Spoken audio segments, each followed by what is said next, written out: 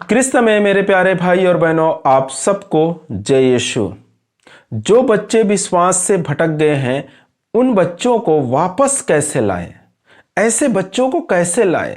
ऐसे बच्चे के माता पिता निरंतर प्रभु यीशु मसीह के पास शिकायत करते हैं कि हमारे बच्चे हमारे सुनते नहीं हैं, हमारे बच्चे हमारे बातें नहीं मानते, हमारे बच्चे प्रार्थना नहीं करते, हमारे बच्चे चर्च नहीं जाते और क्या बोलते हैं, विश्वास में नहीं है। अच्छे मार्ग में थे पहले, अब तो अच्छे मार्ग छोड़कर बुराई के मार्ग में चलने लगे हैं।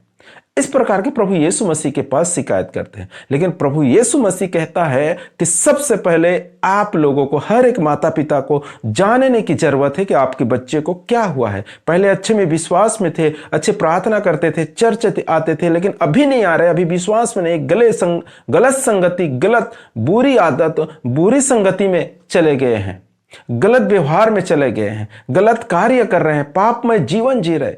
क्यों ऐसा हुआ है? इन बातों को समझना बहुत जरूरी है। यही परमेश्वर के वचन और प्रभु यीशु मसीह आपको सिखाना चाहता है कि क्यों आपके बच्चे भटक गए, उसे क्या हुआ है, इसे परमेश्वर आपको सिखाना चाहता है। तब जाके आप उसे सही राह में ला सकते हैं। आइए हम परमेश्वर के वचन को देखते हैं। संत मार्कुस के सुसमाचार अध्याय 9 वचन 17 में, संत मार्कुस के सुसमाचार अध्याय 9 वचन 17 में, भीड़ में से एक ने उत्तर दिया, गुरुवर, मैं अपने बेटे को जो एक गूंगे अबदूत के वश में है आपके पास ले आया हूं। देखो, भीड़ में से एक व्यक्ति निकल कर आया और प्रभु यीशु मसीह के पास आकर कहता है, गुरुवर, मैं अपने बेटे को आपके पास ले आया हूं, उसे एक गूंगे अबदूत लग चुका है। वो एक गूंगे अबदूत के वश में है, वो उसके बस में आ चुका है, वो अपने होश में नहीं है। इसलिए क्या करता है, उसे आग और पानी में पटक देता है, गिरा देता है कि उसका सर्वनाश कर सके। और वो जो आग और पानी में गिराने के समय उसके शरीर को अकड़न हो जाता है और मुंह से फेस निकलने लगता है। तो लोग समझते इसको मिर्गी की बीमारी है, लेकिन उसके पिताजी को समझ गया। वो क्या बोल रहा है कि उसे एक गूंगे अबदूत लग एक गूंगे अबदूत के वश में है।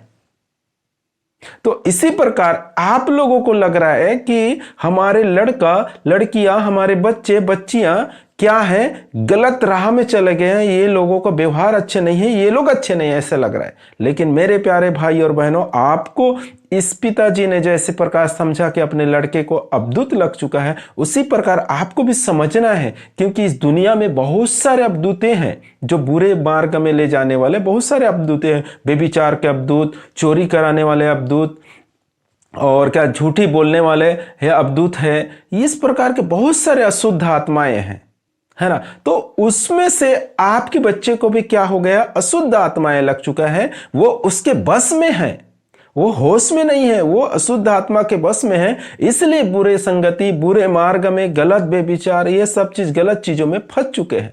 उसे आपको छुड़ाना है। इससे पहले आपको जानना जरूरी है कि आपके बच्चे कैसे हैं, कैसे ऐसे हुआ।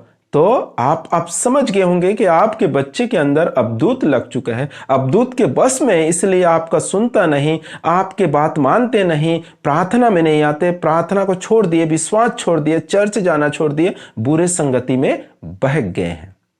तो परमेश्वर का वचन कहता है ऐसे बहुत सारे अशुद्ध आत्माएं, इसे ठीक करने के लिए, इसे सुधारने के लिए, इसे सही फिर से वापस लाने के लिए, प्रार्थना में लाने के लिए, तो हर एक माता पिता को क्या करना चाहिए, इसे होश में लाने के लिए और इसे फिर से विश्वास में लाने के लिए हर एक माता पिता को क्या करना चाहिए? देखो, सबसे पहली बात तो क्या है, उन बच्चों को कभी डांटना नहीं चाहिए। उन बच्चों को अच्छे प्यार से रखना चाहिए, उनके साथ अच्छे व्यवहार करना चाहिए, उसे डांटना फटकारना ये नहीं चाहिए। उसे डांटना फटकारना छोड़ दीजिए, उसे गलत बोलना छोड़ दीजिए, उनके साथ अच्छा व्यवहार कीजिए, क्योंकि आपको समझ गए आपके बच्चे अच्छे हैं, लेकिन वो एक अशुद्ध आत्मा के बस में है, इसलिए वो गलत कार्य कर रहा है। तो आपको उसे ठीक करने के लिए क्या करना है, आइए हम परमेश्वर के वचन को देखते हैं। संत मत्ती के अनुसार अध्याय 17 वचन 21 में प्रभु का वचन कहता है, परंतु प्रार्थना तथा उपवास के सिवाय किसी और उपाय से अबदूतों की यह जाति नहीं निकाली जा सकती। देखो, प्रभु का वचन यहां पर साफ साफ बताता है कि उपवास तथा प्रार्थना तथा उपवास के बिना कुछ दूसरे और कोई उपाय नहीं है इन अबदूतों के जाति को निकालने के लिए।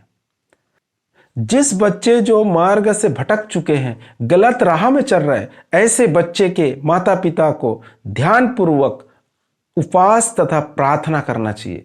प्रभु यीशु मसीह के पास घुटने टेक कर उपवास करते हुए अपने बच्चे के लिए प्रार्थना करना चाहिए, और फिर उसके अंदर से अशुद्ध आत्माएं निकल जाएंगे और वो होश में आ जाएंगे और फिर से प्रभु यीशु मसीह के पास आएंगे, पश्चाताप करेंगे, अच्छे विश्वासी जीवन वो लोग जिएंगे। लेकिन सिर्फ इसके लिए हमें हर एक माता पिता को कड़ी मेहनत करना है। हफ्ते में 1 बार 2 बार 3 बार जैसे हो सकते उपवास कीजिए और प्रभु यीशु मसीह के पास घुटने टेक कर अपने बच्चे के लिए प्रार्थना कीजिए। परमेश्वर उन्हें अंधकार से जरूर छुड़ाएगा, अंधकार की ताकत दूर हो जाएगा और प्रभु यीशु मसीह के पास आपके बच्चे आकर घुटने टेककर प्रार्थना में जीवन बिताने लगेंगे।